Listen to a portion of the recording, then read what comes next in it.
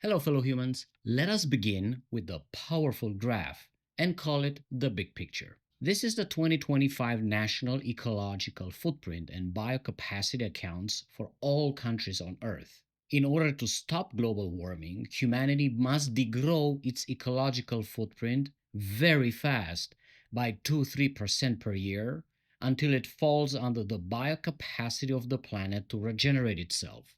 As a consequence, this means that capitalism must be abolished and replaced with a different economic system.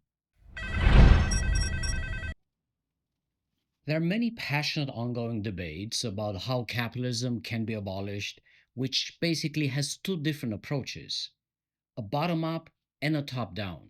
The bottom up approach advocates for the evolution of thinking and behaviors at the personal level towards a voluntary rejection of capitalism and the adoption of a simple anti consumerist lifestyle. Some of the bottom-uppers are the adopters of voluntary simplicity, those living in eco villages, those living off the grid, the minimalists, the Amish, the self conscious urbanites, communitarians aware of ecology, and the financially independent sustainability class. The top down approach advocates for massive reforms at the level of the state that would in turn transform society towards post capitalism. The top down approach hopes that with the right kind of laws and regulations, lifestyles and culture would also change. Some of the top downers are environmental activist organizations, unions, political activists, policy wonks, both academic and non academic. Bottom uppers tend to say that it is futile to convince the government to adopt degrowth because governments are captured by the flaws of electoral democracy. They must operate under popular mandates. They are lobbied by special interest groups. They defend the capitalist status quo. Top downers tend to say that it is futile to convince people to adopt simplicity because people never actually change unless they are pressured by some external force via laws and regulations, social stigmas, war, pandemics, etc. Some even go as far as to propose climate Leninism, a top down aggressive strategy that wants to solve the climate crisis fast, considering that we are running out of our carbon budget. Many humans may not be aware that these dilemmas even exist. Most of my family and the people I know do not think in these terms. We're faced by some hard questions for both bottom uppers and top downers, which may or may not represent people I know in my life. I hate capitalism. I can barely make rent and I live paycheck to paycheck, but I still want to fight.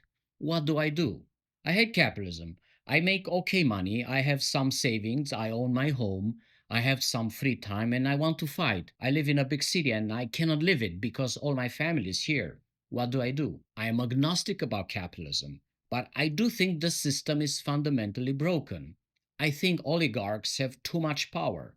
We need a completely new economic system, but I do not want to lose any of hard earned prosperity. I don't have time for activism, but once in a while I donate some money to some causes. Am I doing okay?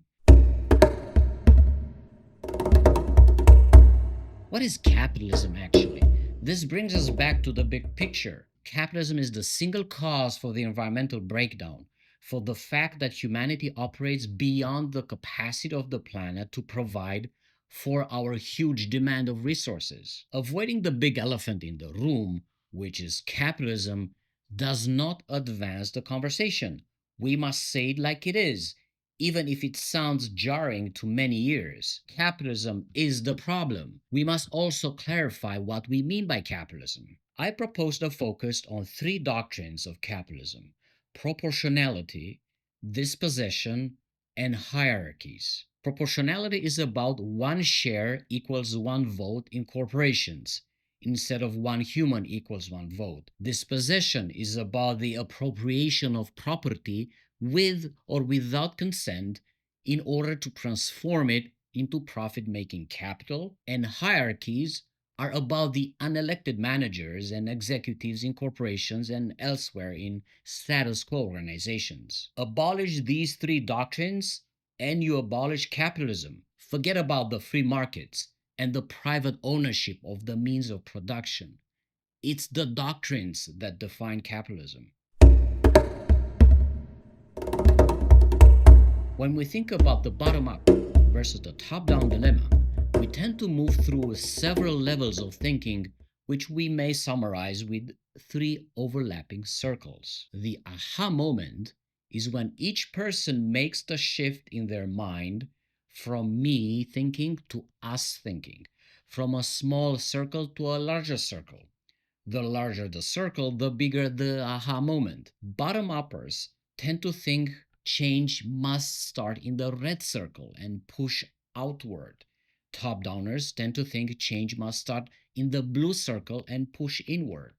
Revolutions are contextual. They are vectors with several axes: location, culture, the material throughput of the economy, each axis having its unique tipping points. North American and most European cultures are heavily anchored in the red circle of thinking, so the strategy there would have to target each level with different narratives. For the red circle, it would be about dismantling some virtues to expose them as vices, such as the unsustainable lifestyles. For the green circle, it would be about creating groups of trust for a common purpose, such as tenant unions or cooperatives. For the blue circle, it would mean counter-attacking capitalists on their turf by boycotting speeches, civil disobedience, pressuring politicians. Shifting culture is possible. From slavery to smoking, humans have changed their thinking and their behaviors often within a decade. The polycrisis of today, from climate breakdown to colonialism and inequality, puts degrowth front and center. Degrowth is about a material self limitation, but the price to win is freedom and security. We must stop lying to ourselves with sustainability lifestyles. There is a hard limit to adopting voluntary simplicity. A rural lifestyle is not necessarily the most sustainable if one still has to make trips by personal electric car to hospitals, clinics, theaters, opera, museum, libraries, cinemas, sports arenas, farmers markets, community centers, carnivals, parades, concerts. We cannot and should not abolish all these. They are common goods. They are culture.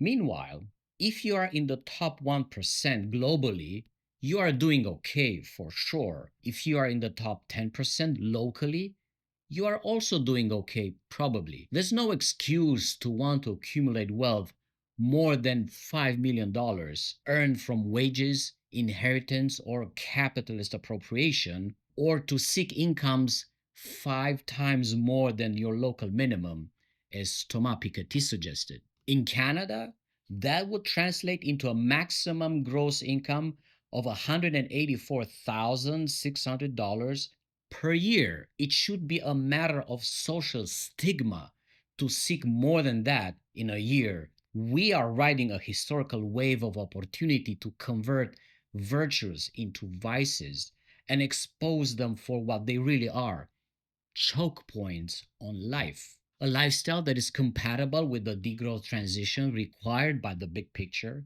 combines both bottom up self limitations and also top down limitations. Bottom up limitation is not about buying a new green apartment or buying an electric car to signal virtue. It is about our entire ecological footprint, from what we eat, where we live, how we move, what we buy. Top down limitation is about the just rationing of production and consumption, from carbon rationing to rationing everything that contributes to the ecological footprint to ensure fair distribution for all humans.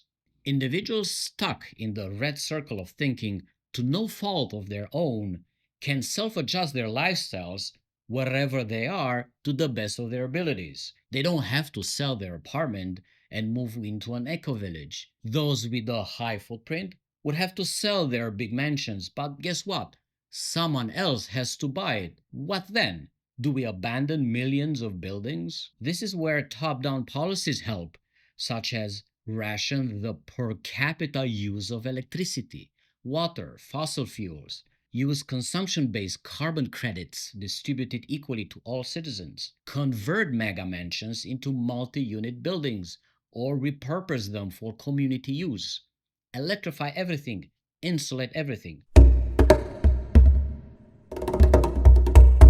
There's no single recipe to fight capitalism. Bottom up is okay, top down is okay.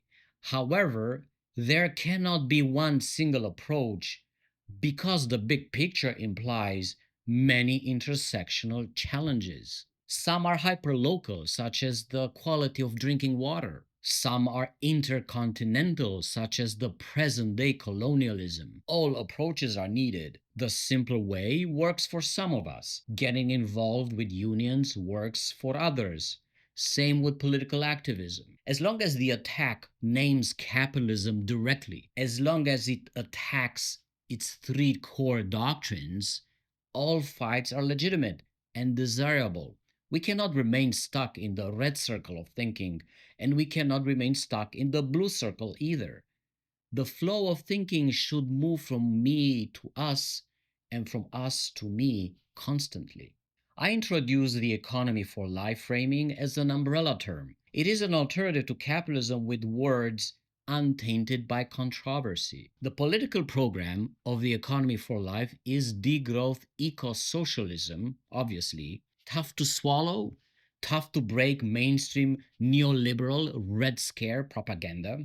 We must be as nosy as we can get to break through, but not compromise on language. Degrowth may be a tough word to sell, but only until people actually read the definition and come to understand it. In conclusion, both bottom-uppers and top-downers want the same thing, the end of capitalism. We all want an economy for life and not for profit. All life, human and non-human. The clock is ticking. Who is awake? Thank you for watching. Join us and speak truth to power. Please support me if you can on Ko-fi or Patreon so I can pay my bills. See you next week. Increase the peace. This system would properly replace capitalism. Let us call it the economy for life. Economic growth cannot remain the core objective.